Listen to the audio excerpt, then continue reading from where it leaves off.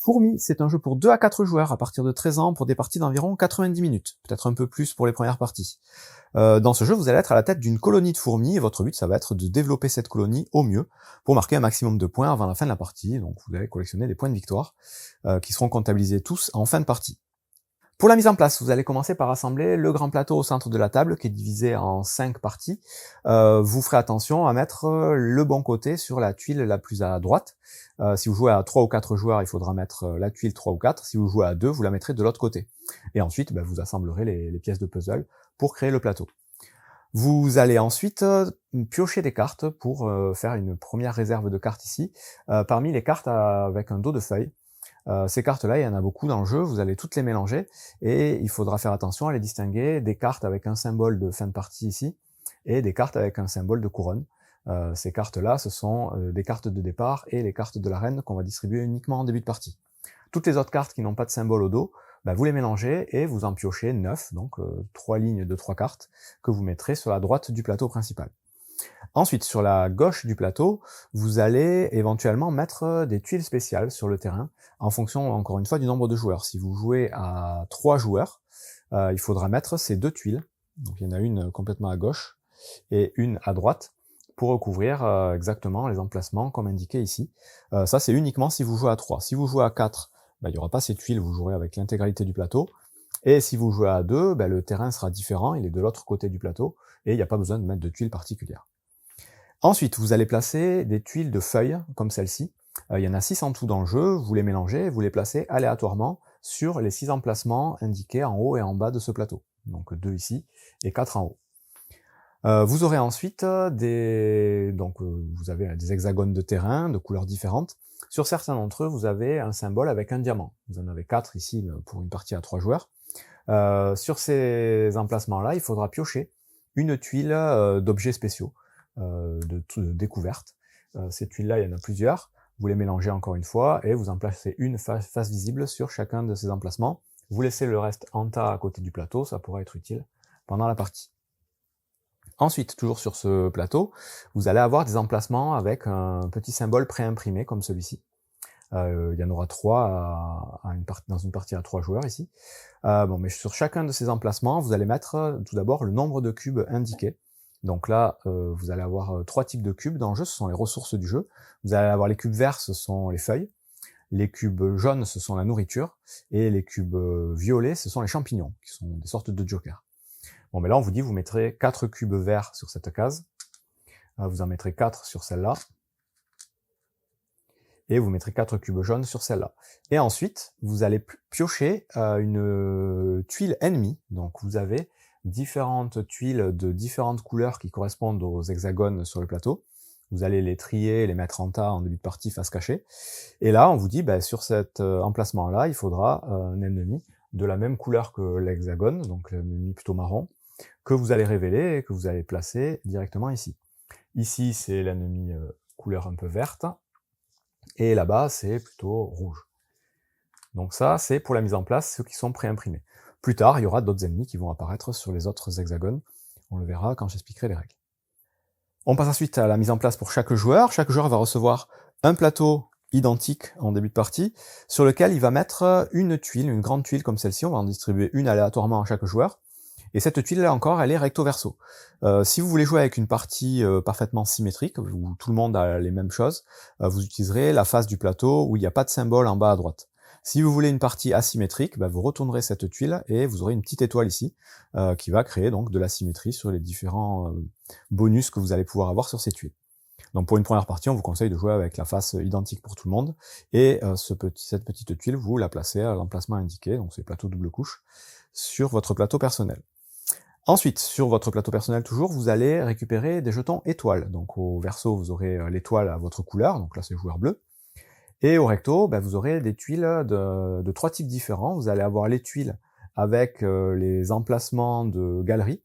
Donc là, il faudra les empiler en mettant la plus petite en haut et en descendant le chiffre. Donc plus on va descendre, plus on aura de points de victoire. Donc on va empiler ces tuiles-là, on va faire la même chose avec le symbole de phéromone, donc ça c'est un symbole qu'on va trouver dans le jeu. Là pareil, vous commencez par la plus petite, 3, puis 5, puis 6. Vous les empilez. Et enfin, le symbole d'action, donc là c'est pareil, 3, 5, et 8. Vous empilez ces trois petits jetons sur chacun des emplacements ici. Ce sont donc les jetons étoiles qu'on va utiliser, notamment pour mettre fin à la partie et pour marquer plus ou moins de points. Ensuite, vous allez mettre un petit cube à votre couleur sur chacune des cases qui se trouvent en dessous de la plaquette qu'on a placée tout à l'heure, qui sont les emplacements de phéromones. Donc là, on a un cube par couleur d'hexagone sur le plateau, et vous allez voir que pendant la partie, on va pouvoir aller placer ces cubes sur les tuiles de feuilles qu'on a mis en place en début de partie. En dessous de cette zone de phéromones, vous allez avoir votre zone de production. Là, vous avez 5 pistes de production différentes. Vous avez une piste pour la production de la nourriture, les cubes orange, jaune, une cube pour la production des feuilles, et ensuite vous avez 3 pistes pour la production des fourmis que vous allez faire naître dans votre fourmilière. Et il y a 3 types de fourmis possibles. Vous allez avoir les fourmis excavatrices avec le symbole de pelle, les fourmis exploratrices avec le symbole de jumelle, et les fourmis fourragères avec l'espèce de petit sac.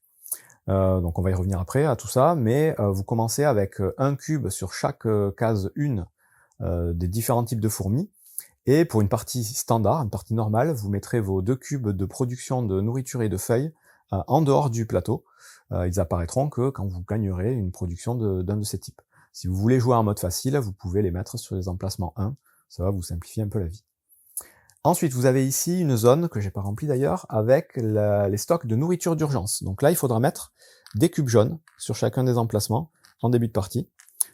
C'est des cubes que vous allez pouvoir utiliser pendant la partie en tant qu'action gratuite, quand vous aurez besoin de nourriture et que vous n'en aurez pas gagné autrement. Vous allez ensuite mettre en place la partie gauche de votre plateau personnel, avec des galeries pour faire naître et gérer vos fourmis.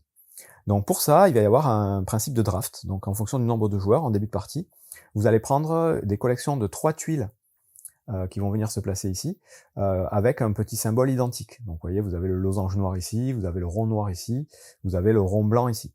Donc vous faites autant de tas de ces tuiles qu'il y a de joueurs, donc là on est 3, j'ai fait 3 tas, et vous allez ensuite mélanger les tuiles de la reine. Donc ça c'est des tuiles spéciales, il y en a plusieurs dans le jeu, et vous allez en attribuer une à chaque tas de tuiles.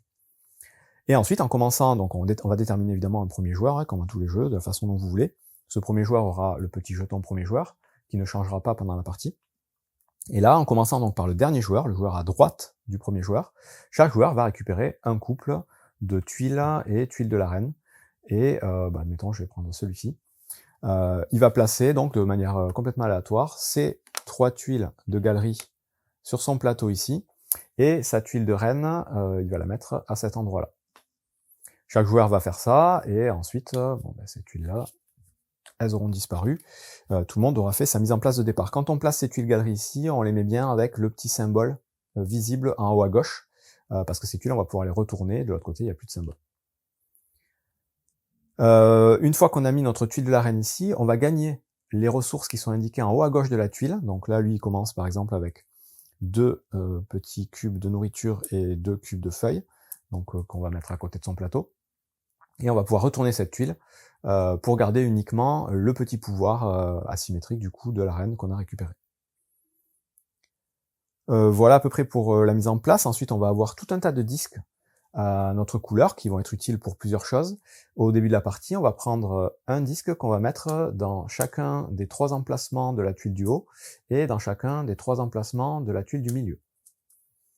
Donc ces emplacements-là, rapidement, ce sont les emplacements de spécialisation des fourmis. Et ces tuiles-là, en fonction de leur position, tout en bas, ça va être les œufs de fourmis sur cette tuile. Ici, ce seront les larves, et ici, ce seront les fourmis qu'on va pouvoir utiliser. Et donc, on va faire évoluer petit à petit nos disques, en créer des nouveaux. Et à chaque fois, les disques sont dans une position particulière qui correspond à leur spécialisation. Encore une fois, excavatrice, exploratrice et fourragère.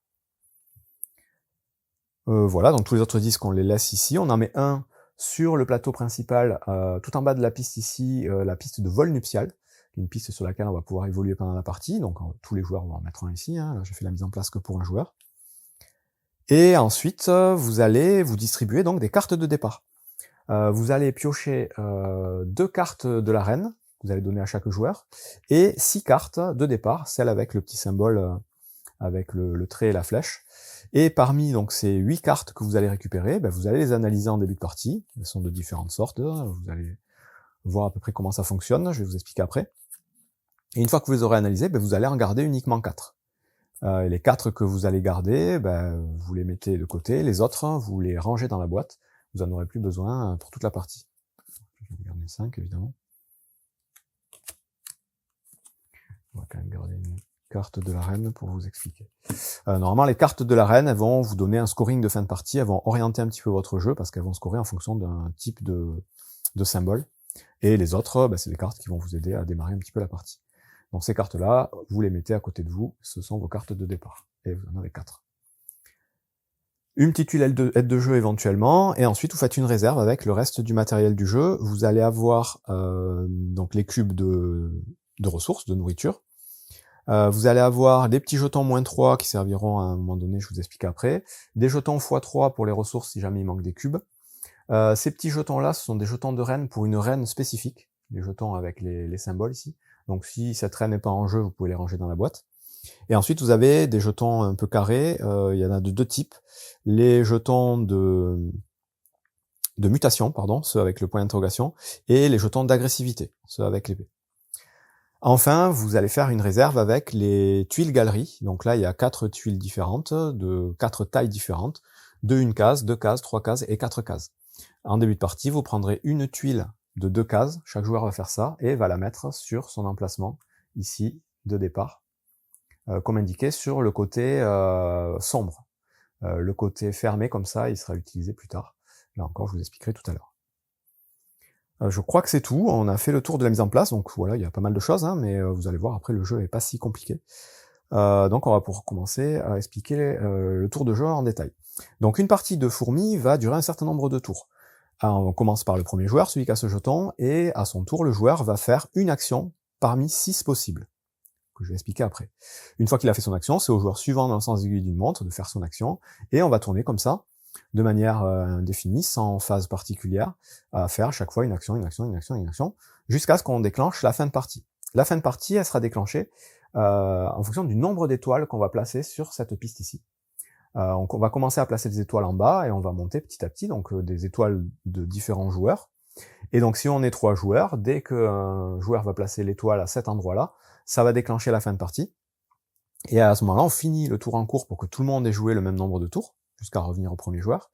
On fait tous un dernier tour de jeu, et on fera tous à la fin une dernière phase particulière, une action particulière, qui sera faite pour tout le monde. Si on joue à 4, on s'arrêtera ici, et à 2 joueurs, c'est de l'autre côté, il faudra remplir toute la piste aux étoiles. Voilà comment ça va se dérouler, tout simplement. Et donc maintenant, je vais vous expliquer en détail les 6 actions possibles à notre tour.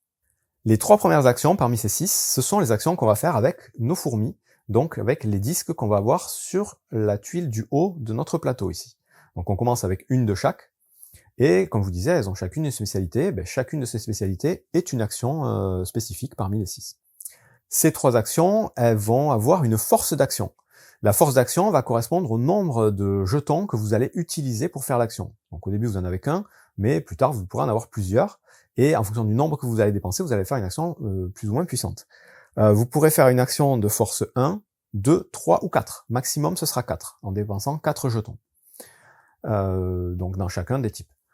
Mais avant de vous expliquer en détail ces actions, il faut que je vous explique les actions gratuites qu'on va pouvoir faire à son tour. Donc en plus d'une des 6 actions principales, on a 3 actions gratuites qu'on peut faire n'importe quand à notre tour. La première, elle va consister à défausser un cube de nourriture, donc un cube jaune, pour pouvoir faire changer de spécialité une de nos fourmis. Donc je dépense un cube jaune, et je peux par exemple transformer cette fourmi-là en fourmi exploratrice, et avoir du coup 2 fourmis à ce niveau-là, pour pouvoir faire une action plus forte en utilisant 2 fourmis. J'aurais très bien pu la mettre ici aussi, on n'est pas obligé de faire côte à côte, on transfère vraiment une fourmi d'une galerie à une autre de manière latérale. On peut le faire donc sur les fourmis adultes, on peut les faire aussi sur les larves, cette action-là, pour anticiper un peu le tour d'après, mais pas sur les œufs. Donc ça coûte 1 cube de nourriture. La deuxième action gratuite possible, c'est de dépenser 2 cubes de nourriture pour, au moment où on fait une action, faire une action d'une force de plus 1. Donc là, admettons, je veux faire une action d'excavation, j'ai qu'une fourmi ici, je l'utilise, donc ma force c'est 1, je peux utiliser 2 cubes de nourriture que je défausse pour faire passer ma force à 2, même si j'ai qu'un disque. Donc ça c'est la deuxième action gratuite qu'on peut faire à notre tour, et ça on peut le faire autant de fois qu'on veut, hein. Si on a 6 cubes jaunes, on peut dépenser les 6 cubes pour faire plus 3 d'action à notre action. Mais on peut jamais dépasser une force d'action de 4. Et enfin, la dernière action gratuite qu'on peut faire à notre tour, c'est d'aller piocher dans notre stock d'urgence de nourriture ici. À tout moment, quand on a besoin de nourriture, on peut aller prendre le premier cube le plus à gauche, et c'est un cube qu'on peut utiliser tout de suite. On peut le faire plusieurs fois dans le même tour, mais évidemment, plus on va prendre de cubes ici, plus on va perdre de points en fin de partie. On perdra autant de points que la valeur visible la plus à droite de notre piste. Si jamais on enlève tous les cubes, on peut continuer, donc on aura moins 8 points en fin de partie, on peut continuer à taper dans le stock de réserve ici, en prenant à chaque fois, donc un nouveau cube de nourriture, mais en prenant un petit jeton moins 3 points, qu'on va garder à côté de nous, et qui nous fera donc moins 3 points en fin de partie. Donc c'est évidemment à éviter au maximum, ça on le fait quand vraiment on veut faire une action avec de la nourriture. Donc ça, ce sont les 3 actions gratuites. Un cube de nourriture, on change de spécialité. 2 cubes de nourriture, on augmente la force d'action. Et on peut récupérer des cubes de nourriture là-dedans gratuitement, en perdant des points en fin de partie. Allez, maintenant on rentre dans le détail des actions. La première, l'action excaver, donc celle avec la pelle. Vous utilisez donc des fourmis de la tuile du haut. Donc là, j'en ai qu'une, je vais faire une excavation de force 1. Et dès que vous utilisez votre fourmi, vous la défaussez, vous la remettez dans votre réserve. Tout de suite, vous allez piocher une carte visible de la zone correspondante. Donc vous voyez, là j'ai fait une excavation, c'est la ligne du haut, il y a le symbole de pelle, excavation. Si j'avais fait une exploration, j'aurais pris une carte de la ligne du milieu, et une action de fourrager, j'aurais pris une carte de la ligne du bas. Donc là j'ai fait une excavation, j'utilise mon disque, je prends tout de suite une carte ici, je la rajoute à ma main, et je remets tout de suite une nouvelle carte pour remplir le plateau. Et donc j'ai une carte supplémentaire dans ma main. Et donc ensuite, l'action de faire ça, ça va permettre de rajouter des tuiles de galerie dans notre zone ici. Donc on commence avec une tuile de force 2, et ensuite, en fonction de la force de notre action, on va rajouter des tuiles de taille 1, 2, 3 ou 4. Force 1, tuile de taille 1, donc ce serait une tuile comme ça. Et ces tuiles-là, on va les placer dans notre tableau ici, en respectant quelques règles de pose. Première règle, on doit toujours commencer à placer une tuile au niveau 1, par défaut. Donc là, cette tuile, je pourrais la mettre où je veux sur cette ligne. Et si jamais on recouvre évidemment un symbole, on gagne tout de suite le bénéfice de ce symbole. C'est des petits bonus. Deuxième règle, si jamais on a déjà des tuiles placées sur le plateau, on peut placer des tuiles de manière adjacente à des tuiles déjà placées. Donc là, admettons plus tard, je fais une action d'excavation de force 3, je prends une tuile de 3 cases, je suis pas obligé de la mettre pour qu'elle touche le niveau 1, je peux la faire toucher directement une tuile déjà placée. Donc je pourrais la mettre par exemple directement ici, puisque j'ai déjà une tuile ici. Et donc vous allez remplir petit à petit cette grille en gagnant des petits bonus, en ayant du coup des petites pièces pour pouvoir, vous allez voir après, ça va servir surtout à poser des cartes, et en débloquant des bonus. Et en plus, si vous arrivez à remplir toute une ligne du niveau 1, du niveau 2 ou du niveau 3, c'est moyen de déclencher un bonus d'étoile ici. Donc dès que vous remplissez une ligne, vous n'êtes pas obligé de le faire dans l'ordre, hein. Vous pouvez remplir directement la ligne 2 avant de remplir la ligne 1, mais vous allez prendre votre jeton étoile ici, qui dit que vous avez rempli une ligne, et vous allez le placer sur le premier emplacement disponible de la piste ici, en partant du bas. Le fait de faire ça, donc ça rapproche de la fin de la partie, et ça débloque des points de victoire. Donc là, vous voyez que j'ai déjà 4 points de victoire assurés en fin de partie, puisque j'ai débloqué ce jeton.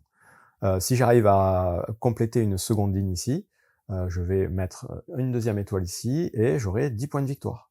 Et dès que j'aurai fait ma troisième ligne, je débloque le jeton, et j'aurai 20 points de victoire en fin de partie. Donc voilà un premier moyen de débloquer ces jetons étoiles. C'est avec cette action donc d'excavation en remplissant ces galeries ici. Je vous disais aussi, ces galeries, je vous l'explique tout de suite, elles vont servir à poser des cartes plus tard. Vous allez voir, il y a des actions pour poser des cartes, et les cartes notamment de type maison, donc celle avec un symbole de maison en bas à gauche, vous allez voir qu'il y a 3 types de cartes dans le jeu. Les cartes maison, elles vont avoir une condition qui va nécessiter de retourner une tuile galerie d'un certain nombre de cases pour pouvoir jouer la carte, et à chaque fois payer des cubes. Donc, je vais y revenir après, mais en gros, voilà, celle-là, il faut que j'ai une tuile de taille 2, exactement, que je puisse retourner pour pouvoir jouer cette carte. Donc voilà l'intérêt de faire cette action. Je peux tout de suite commencer à vous expliquer les différents symboles que vous allez retrouver un petit peu partout dans le jeu, que ce soit sur le plateau principal, sur les cartes, ou sur votre plateau personnel. Donc les bonus que vous aurez donc sur cette action de galerie. Le premier, il est simple, quand vous avez un cube dessiné d'une couleur, vous le gagnez de la réserve dans votre réserve personnelle. Les cubes violets, ce sont des champignons, ce sont des cubes jokers que vous pouvez utiliser soit comme nourriture, soit comme feuille. Si c'est un cube vert, donc c'est une feuille, si c'est un cube jaune, c'est de la nourriture. La nourriture, elle va principalement servir à nourrir vos fourmis pour en avoir le plus possible. Les cubes feuilles, elles vont vous servir principalement à jouer des cartes. On va le voir juste après. Donc un cube, vous le gagnez dans la réserve. Ce symbole-là, vous le retrouvez sur le plateau ici, c'est le symbole de la piste de vol nuptial. Quand vous recouvrez ce symbole, vous avancez de 1 sur cette piste. Quand vous atteignez un symbole particulier, vous gagnez ce symbole. On va tous les retrouver petit à petit. Ce symbole-là, avec la flèche jaune qui monte, ça va vous permettre de faire monter une fourmi d'une étape vers une autre. Donc je vous dis, en bas, c'est les œufs, les larves et les fourmis. Donc quand vous avez une flèche qui monte vers le haut, vous pouvez prendre un disque que vous avez sur un œuf et le passer en larve, en gardant la spécialisation. Donc là, je pourrais faire monter ma larve fourragère et la transformer en fourmi fourragère, en la montant ici. De la même façon, vous trouverez des symboles avec des flèches latérales, et là, vous allez pouvoir faire changer de spécialisation sur une même ligne. Le symbole avec la petite feuille ici, et la valeur éventuellement à côté, ça va vous permettre de piocher, mais cette fois-ci dans le tas, directement 2 cartes, parmi les cartes qu'il y a en tas au-dessus du plateau. Le même symbole de carte avec une feuille, avec une flèche vers le bas, ça va vous permettre de jouer une carte à côté de votre plateau. C'est aussi une des actions principales, mais vous pouvez le faire avec des bonus éventuellement, et vous allez voir qu'il y a des prérequis pour les poser. Le petit symbole avec la flèche verte, ça va vous permettre de faire monter votre production sur une piste particulière. Quand le symbole est tout seul, vous choisissez sur quelle piste vous voulez monter. Donc là, au début de la partie, je pourrais monter de 1 sur ma piste de production de nourriture, par exemple, ou faire avancer ma production de larves, de fourmis. Si par contre il y a un symbole à côté, c'est une piste particulière. Donc celle-là, vous avancez de 1, soit sur la piste de production de nourriture, soit sur la piste de production de feuilles.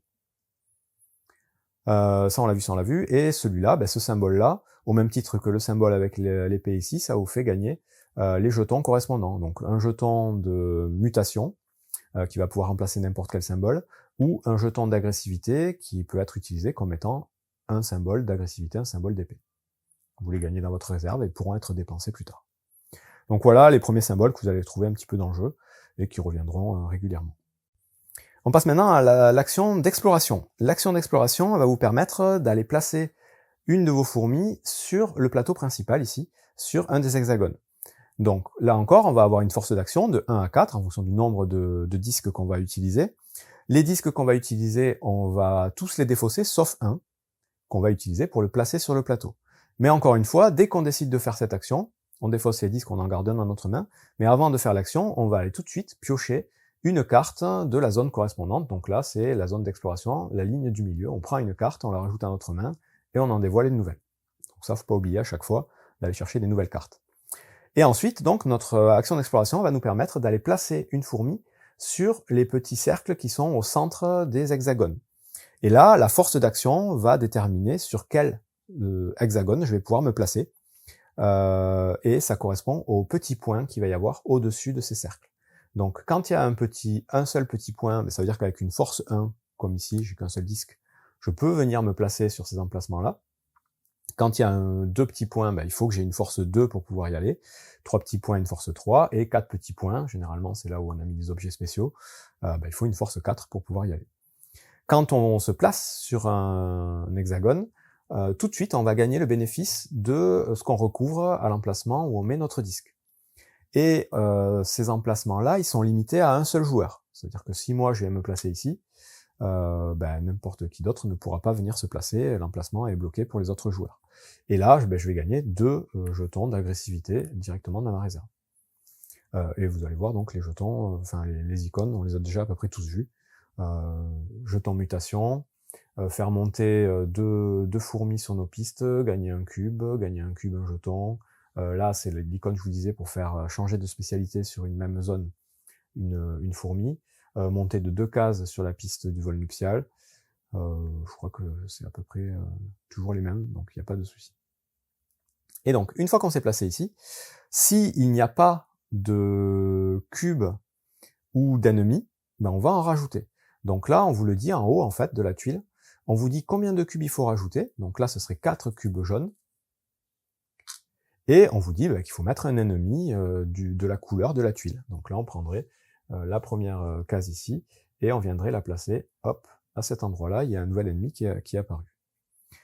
Au moment où on va mettre les cubes correspondants donc sur la tuile, on va pouvoir déclencher une récolte. Donc les récoltes, elles vont se faire avec l'action d'après, qu'on va voir tout à l'heure, qui va consister à mettre des fourmis sur les emplacements, sur les angles des hexagones. Donc l'action d'exploration, on va au centre, l'action de fourrager, on va pouvoir mettre des fourmis à ces endroits-là. Si au moment où je place mes cubes, il y a déjà des fourmis autour de l'hexagone, ces fourmis-là vont ramasser automatiquement les cubes que je suis en train de placer. Là, la règle, c'est que en priorité, ça va être le joueur qui sera le plus haut sur la piste du vol nuptial ici, qui va se servir en premier.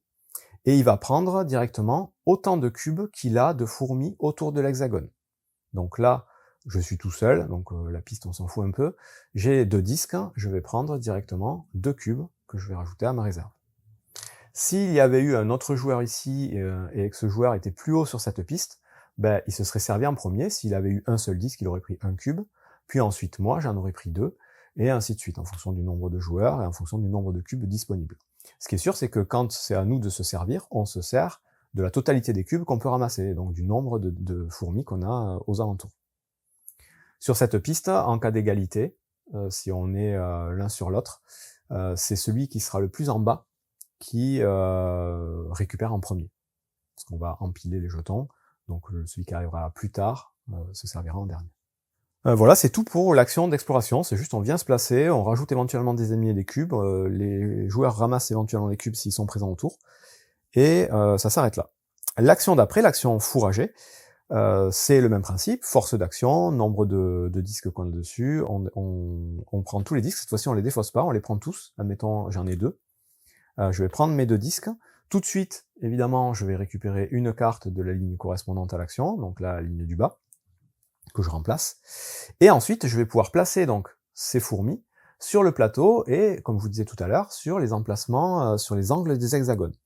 La règle de pose ici, elle est très simple, la première fourmi que vous placez, elle peut être soit sur un des emplacements cerclés de rouge, donc là au tout début de la partie on est comme ça, je peux commencer à me placer sur n'importe lequel de ces 6 emplacements, soit sur un emplacement autour d'une zone où j'ai déjà une exploratrice et où je n'ai pas de fourmis à ma couleur, donc là c'est le cas ici, j'ai une exploratrice, j'ai pas de fourmis à ma couleur, donc au lieu de me placer sur des emplacements rouges, je pourrais très bien commencer à me placer sur n'importe quel emplacement autour de cette fourmi. Et sinon, la dernière possibilité, c'est de se placer adjacent à une fourmi fourragère déjà placée. Donc là, si avant à mon tour j'avais placé une fourmi ici, je refais une action d'exploration, je peux très bien continuer à partir d'ici, ou ici, ou repartir des zones rouges. Donc voilà, il y a trois possibilités. Zone rouge, autour d'un hexagone où on est présent et où il n'y a aucune fourmi à nous, ou continuer adjacent à des fourmis déjà placées. À partir de là, la première fourmi qu'on va placer, donc là admettons une partie, je vais me mettre ici, détermine l'endroit où on va placer toutes les autres, parce qu'on doit les placer toutes les unes à la suite des autres, dans une ligne continue, sans faire de fourche. Donc là, admettons, j'ai fait une action de force 4, je place une fourmi ici, la suivante, je dois la mettre là, la troisième, je dois la mettre là, et la quatrième, je la mets là ou là, je choisis, mais j'aurais pas pu partir des deux côtés si j'avais eu des fourmis en plus à placer. Et à partir du moment où j'ai placé toutes mes fourmis, je vais récolter, pour chaque fourmi que je place, je récolte des cubes dans les hexagones adjacents. Donc là, première fourmi que j'ai mis ici, elle me permet de gagner un cube de l'hexagone de gauche et un cube de l'hexagone de droite. La fourmi juste après, encore la même chose, je vais gagner un cube ici, un cube ici. Celle-là que j'ai mis ici, là il n'y a rien, mais par contre je reprends encore un cube ici. Et la dernière, elle me fait rien gagner puisqu'il n'y a pas de cube à côté. Donc au moment où on place des fourragères, on va gagner tout un tas de cubes qui sont présents dans les hexagones autour de nous. Et petite particularité, dès lors que on va vider un hexagone de tous ces cubes, même s'il reste les ennemis au centre, on va pouvoir placer des phéromones. Donc ça, quand ça arrive au tour d'un joueur, c'est ce joueur-là qui va placer en premier son cube de phéromones, et donc un cube correspondant à l'hexagone qui vient d'être vidé. Là, j'ai vidé une hexagone un peu rouge. Je vais prendre mon cube de phéromones sur mon plateau personnel, de la couleur correspondante, et je vais le placer sur la feuille qui est liée à cette zone. Donc vous voyez, zone rouge, c'est cette feuille. Zone marron ici, c'est cette feuille. Zone verte, c'est celle-là. La jaune, c'est là-haut. Chaque zone a une feuille. Et le premier joueur donc qui place son cube, il le met sur l'emplacement le plus clair, et il gagne le bonus de la feuille correspondante. Donc là, je pourrais faire monter une de mes fourmis. Les autres joueurs qui sont présents autour de cet hexagone qui a été vidé, s'il y avait eu d'autres joueurs présents, ils auraient aussi pu placer leur phéromone sur la tuile, et par contre, ils n'auraient pas gagné le bonus. Mais le fait de placer ces tuiles phéromones, donc à chaque fois sur une couleur différente, puisqu'il n'y a qu'un cube par couleur, donc là, si on vide ce cube-là plus tard, cette zone-là plus tard, ben, je ne remettrai pas de cube phéromone puisque je l'ai déjà mis. Par contre, si on arrive à mettre des cubes dans d'autres couleurs, ben, dès qu'on va placer son troisième cube phéromone, c'est un nouveau moyen de mettre une étoile sur la piste aux étoiles ici, et de débloquer des points de victoire.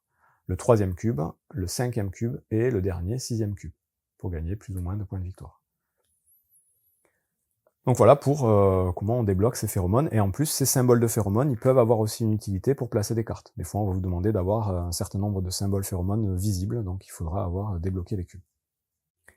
Donc là, on a vu les trois actions principales du jeu, qui sont résumées sur la tuile, c'est ici. Autre action principale qu'on va pouvoir faire à notre tour, c'est juste en dessous, c'est de pouvoir jouer 2 cartes de sa main pour les mettre face visible à côté de notre plateau et gagner leurs bénéfices. Ces cartes-là, pour les jouer, il faudra à chaque fois respecter les conditions qui sont marquées en haut à gauche de la carte. Et ces cartes, elles sont de 3 types différents, que vous retrouvez ici sur le plateau. Vous avez les cartes de type action avec un drapeau vert. Vous avez les cartes de type chambre avec la petite maison. Et les cartes de type compétence, avec le petit symbole d'ADN. Donc c'est les 3 types de cartes qu'on va trouver dans le jeu. Elles fonctionnent au niveau de la pose à peu près de la même façon. Vous verrez que la plupart des cartes actions, pour pouvoir les poser, il vous faudra avoir un certain nombre de symboles visibles, soit sur votre plateau, soit sur les cartes déjà posées. Ces symboles, il y en a 8 différents dans le jeu, je crois.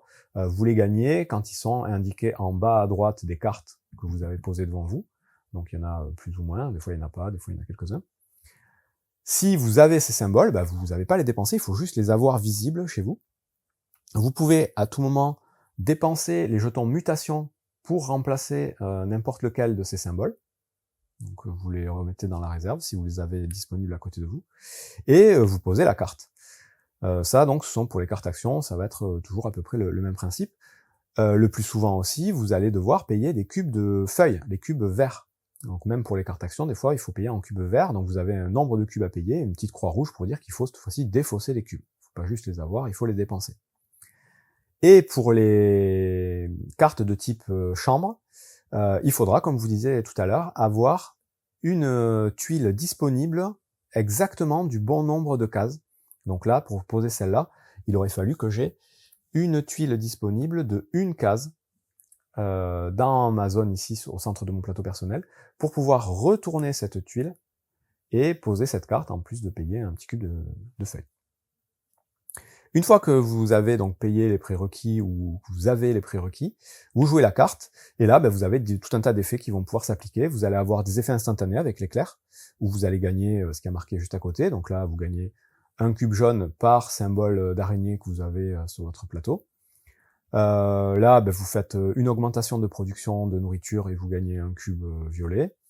Vous avez les sabliers qui sont des actions qui vont se déclencher lors d'une action particulière que vous allez pouvoir faire à votre tour, qui est l'action d'incuber, que je vais expliquer tout à la fin. Donc chaque fois que vous ferez l'action incuber, ben, tous vos symboles sabliers vont s'activer. Et c'est à peu près tout. Et donc vous avez évidemment des symboles qui vont vous faire marquer des points en fin de partie. Donc la petite flèche avec la barre, là, c'est des points en fin de partie en fonction de différents critères. Et le symbole infini, ben, ce sont des cartes qui vont vous donner un effet permanent pendant la partie. Donc là, par exemple, celle-là, on vous dit, à chaque fois que vous poserez une carte de type chambre, ben, vous gagnerez une tuile de 1 case dans votre galerie. ça peut être intéressant.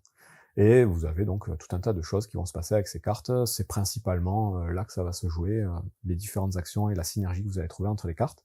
Évidemment, chaque carte va avoir plus ou moins de points de victoire en fin de partie, indiqués en haut à droite de la carte, en fonction des cartes que vous aurez jouées devant vous, pas celles que vous aurez en main.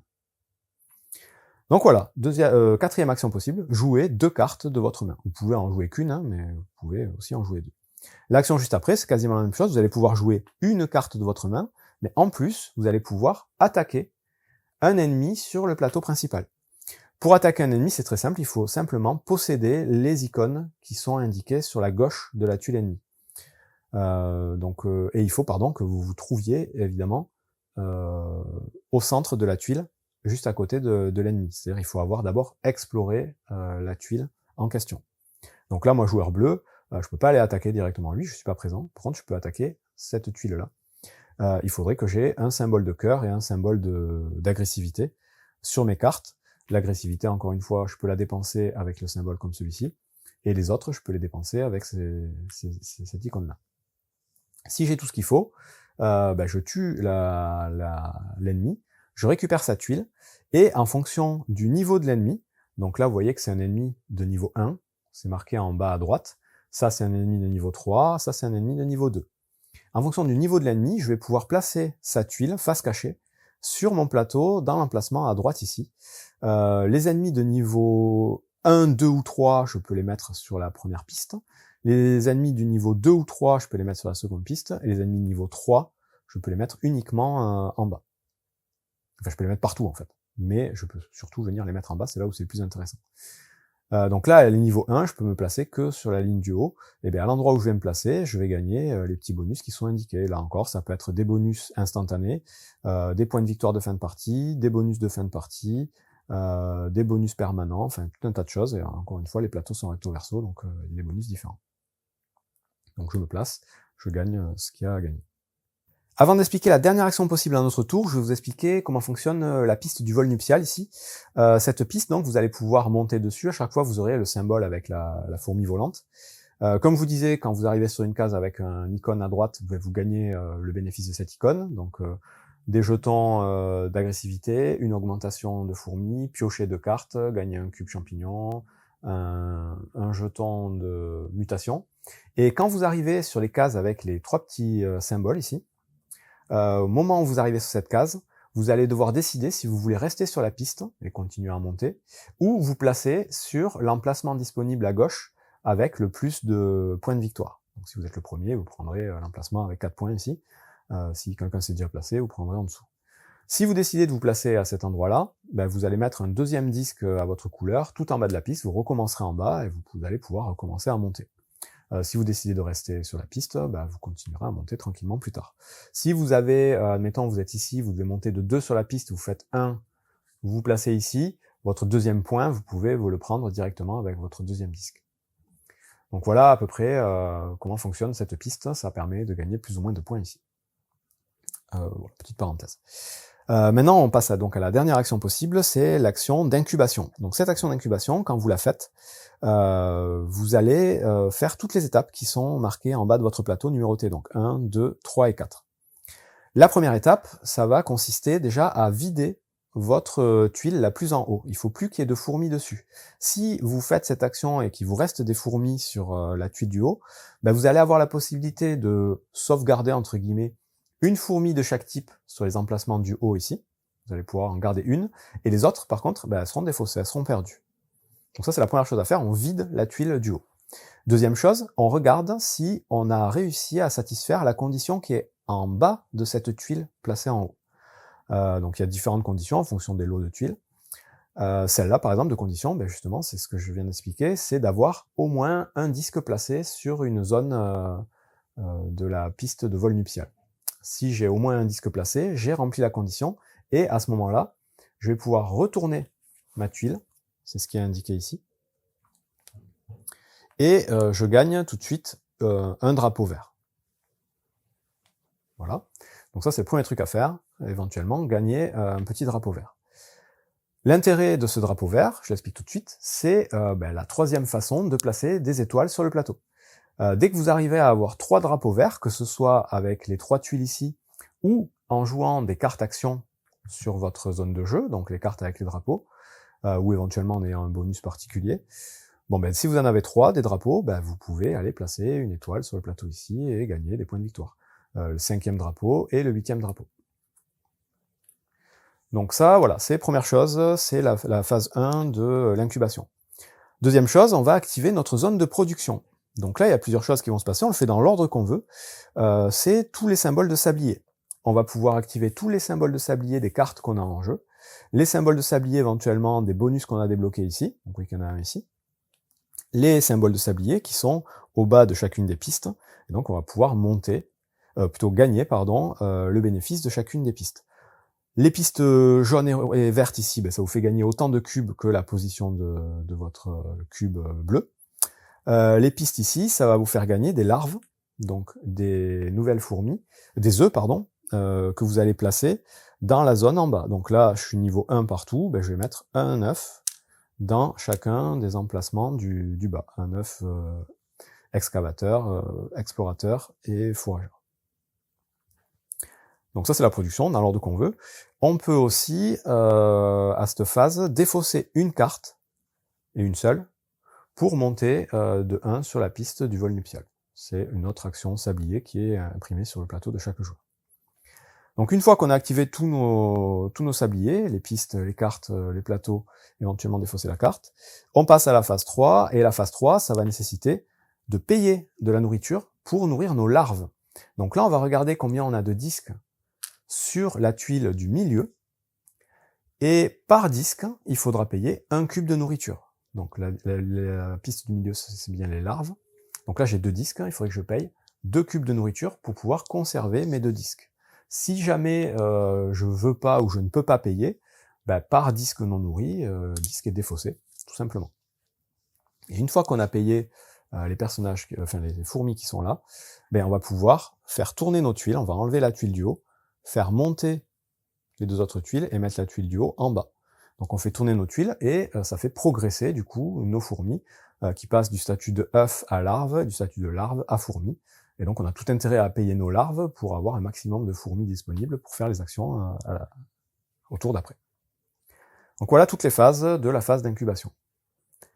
Et on a fait le tour du coup de toutes les actions possibles à notre tour, les 6 actions principales et toutes les actions gratuites que j'ai expliquées au tout début. Et on va enchaîner donc tous ces tours de jeu les uns après les autres. On pourra donc penser à utiliser le pouvoir spécial de notre reine. Donc moi, la mienne par exemple, elle me permet à tout moment, une fois dans mon tour de jeu, de défausser une carte de type chambre pour gagner un cube vert et une carte de type compétence pour gagner une montée sur la piste de vol nuptial. Les autres, je peux vous en montrer quelques-unes. Celle-ci, elle va vous permettre, à chaque fois que vous ferez une action, une des 3 actions principales, mais de force 1, de piocher une carte du tas et de gagner un jeton d'agressivité. Celle-ci, elle va vous permettre, n'importe quand, de défausser des cubes champignons pour gagner un cube de chaque autre couleur. Donc c'est assez fort, généralement, il faut penser à les utiliser.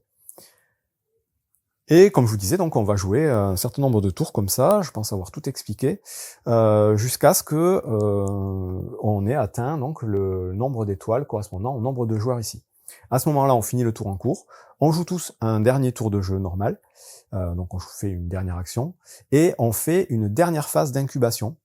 Pour finir la partie, chaque joueur fait une dernière phase d'incubation, donc on fait toutes les étapes ici, avant de passer au décompte final.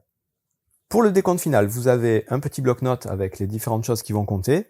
La première chose, ça va être les points des jetons étoiles. Donc là, vous allez regarder ce qui vous reste sur votre plateau personnel au niveau de cette zone ici, et vous gagnerez les points affichés. Donc là, je gagnerai 4 points pour ce type de jeton, 20 points pour le dernier, et 0 ici pour celui du centre. Donc vous marquez votre total de points ici. Vous allez marquer les points des disques que vous aurez placés sur le vol nuptial ici, en fonction de leur position. Donc là, je marquerai 4 points. C'est la deuxième possibilité. Ensuite, vous marquerez les points de toutes les cartes que vous avez posées en jeu. Donc les points qui sont indiqués en haut à droite des cartes. Donc des fois, il y a des points négatifs. Il y a des cartes qui valent -1. Vous ferez le total. Vous l'indiquerez ici. Vous allez ensuite marquer les points de la zone des ennemis vaincus ici. À chaque fois que vous aurez mis un ennemi, vous marquerez plus ou moins de points si jamais il y a les points indiqués. Vous allez marquer les points des tuiles d'objets spéciaux que vous aurez éventuellement ramassés. Donc j'ai pas expliqué, mais ces tuiles-là, il suffit d'aller explorer l'hexagone avec cette tuile pour récupérer directement la tuile en question et la mettre à côté de son plateau. Et ça va nous donner tout un tas de choses. Ça va nous donner des effets instantanés. Donc là, par exemple, on peut aller tout de suite attaquer un ennemi, n'importe où, et on gagne un jeton. Et ça donnera toujours des points de victoire de fin de partie. Là, à la fin de la partie, je gagne 2 points par ennemi vaincu, par tuile que j'aurai sur mon plateau ici. Celle-ci, par exemple, elle vous donne tout de suite un symbole permanent donc de cœur, et elle vous donne 3 cubes de nourriture au moment où vous l'avez récupéré, et en fin de partie, elle vaut 6 points. Il y en a d'autres, et il y a même moyen, donc avec certaines cartes, d'aller piocher directement des tuiles parmi celles qui n'ont pas été mises en place en début de partie. Donc ça, voilà, c'est les points des tuiles diamants, des tuiles d'objets particuliers. Ensuite, vous allez gagner les points de votre zone de production. Donc vous voyez que plus vous allez monter haut sur les pistes de production, plus vous pourrez gagner des points. Donc si vous allez tout en haut d'une piste, ce sera 3 points par piste, et juste en dessous, 1 point. Vous allez gagner ensuite 1 point par fourmi qui va vous rester dans la zone des fourmis, donc dans la tuile la plus en haut de votre plateau. Donc tous les disques que vous aurez là vaudront 1 point en fin de partie. Et enfin, vous soustrairez les points des cubes de nourriture d'urgence que vous avez utilisés. Donc les points les plus à gauche visibles seront des points à enlever, et éventuellement les points des jetons -3 si jamais vous avez tout vidé. Vous faites le total de tout ça, le joueur qui a le plus de points est déclaré vainqueur. En cas d'égalité, ce sera le joueur qui aura mis le plus d'étoiles sur cette piste qui sera déclaré vainqueur, et sinon ce sera celui à qui restera, je crois, le plus de ressources. Et sinon, on se partage la victoire. On a fait à peu près le tour de tout ce qu'il y avait à savoir. Il y a juste une dernière chose que j'ai oubliée. Il y aura des actions particulières, des manières de gagner aussi des fourmis polyvalentes. Donc les fourmis polyvalentes, il y a une zone ici pour les stocker. Vous pourrez mettre donc un disque ici, et c'est une fourmi que vous allez pouvoir utiliser quand vous ferez une des 3 actions principales ici. C'est un joker, vous l'utiliserez pour augmenter la force d'action avec cette fourmi-là spéciale. Voilà, cette fois c'est tout pour Fourmi, donc un excellent jeu expert, assez dense, assez riche, il y a beaucoup de choses, beaucoup de cartes, beaucoup d'icônes. Donc au début c'est voilà, on tâtonne un petit peu, mais assez vite ça devient très clair. L'iconographie est quand même assez simple, et les possibilités, on arrive à peu près à voir où on va et ce qu'on doit faire assez rapidement. C'est assez tendu en termes de gestion de ressources. Donc pour les premières parties, je vous conseille vraiment de commencer avec de la production de nourriture et de feuilles, parce que vous allez en manquer sinon. Et essayer voilà, d'augmenter assez vite cette production-là. Donc un très bon jeu expert que je vous conseille éventuellement si vous aimez ce style de jeu. Bon jeu!